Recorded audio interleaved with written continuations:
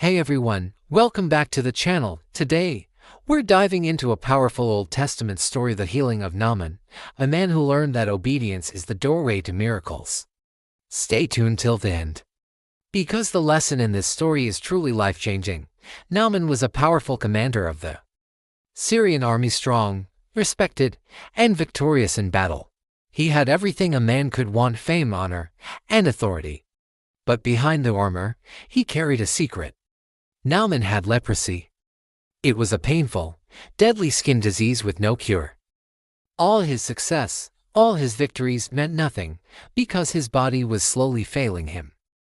But in his household, there was a young Israelite servant girl, who had been taken captive during a war. Even though she was far from home, her heart was filled with compassion.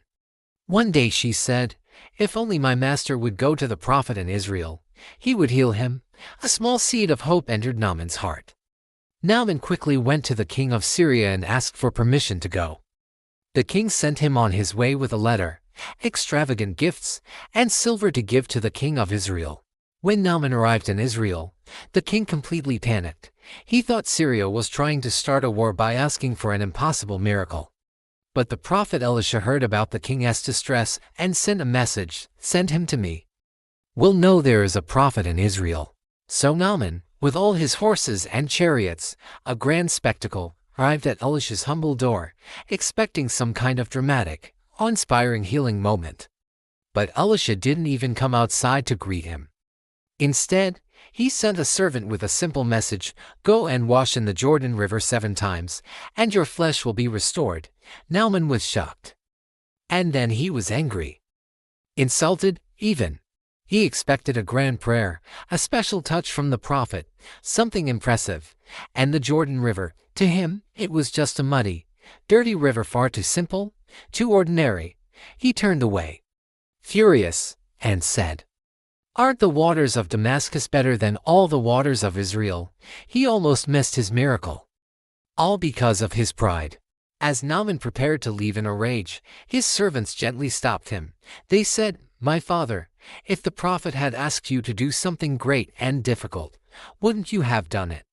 How much more then, when he simply says, 'Wash and be clean'?" Naaman paused. He knew they were right. His pride had blinded him. So, he went down to the Jordan River, stepped into the muddy water, and dipped himself once, then twice, 3 times. By the 6th dip, absolutely nothing had changed. But he kept obeying. And on the 7th dip, when he rose out of the water, his skin was completely healed, as clean and smooth as the skin of a child. Naaman rushed back to Elisha's house, completely overwhelmed and filled with gratitude. He declared, "Now I know that there is no God in all the earth except in Israel." He tried to offer his expensive gifts, the silver and gold he had brought, but Elisha refused to take any of it. This miracle wasn't for sale.